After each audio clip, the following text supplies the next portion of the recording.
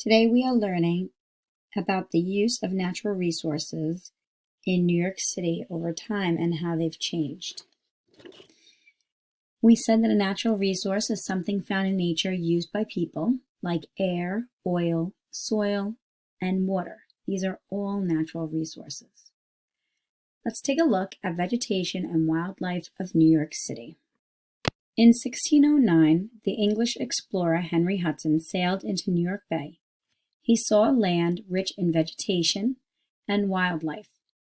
He met the Lenape, the Native American people of New York.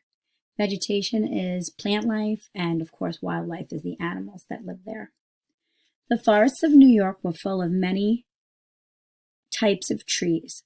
There were pine trees, oak trees, and maple trees.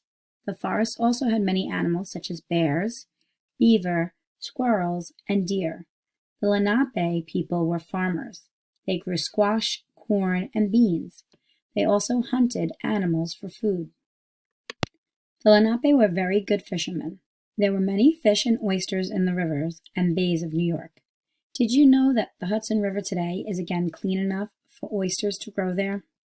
Today there are more than 8 million people who live in New York City. There are streets and buildings everywhere. New Yorkers love their green space. New York City still has many parks and trees and even animals. Ginkgo trees came to New York from China in the 1700s.